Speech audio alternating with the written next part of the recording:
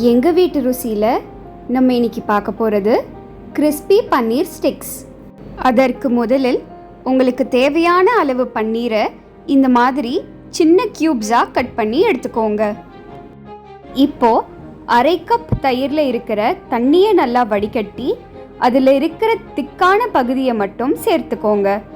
இதன் கூடவே 1 ஸ்பூன் 65 மசாலா பொடி, அரை ஸ்பூன் காஷ்மீரி மிளகாய் பொடி, உங்களுக்கு தேவையான அளவு உப்பு மற்றும் சிறிதளவு இஞ்சி பூண்டு விழுது சேர்த்து நல்லா கலந்துக்கோங்க.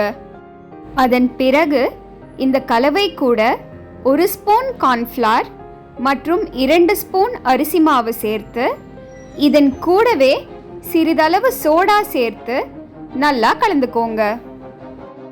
இப்போ தயார் பண்ண கலவையில் நறுக்கி வைத்த பன்னீர் துண்டுகளை சேர்த்து நல்லா பிரட்டி 10 to 15 நிமிடம் ஊறவிடுங்க.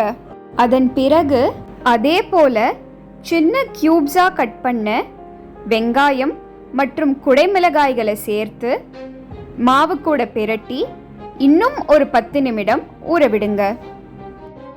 இப்போ ஒரு டூத்பிக்கில் ஒரு துண்டு குடைமிளகாய், பன்னீர் மற்றும் வெங்காயத்தை குத்தி எடுத்து வச்சுக்கோங்க. இதே போல் எல்லா குடைமிளகாய், பன்னீர் மற்றும் வெங்காய துண்டுகளை டூத்பிக்கில் குத்தி எடுத்து வச்சுக்கோங்க.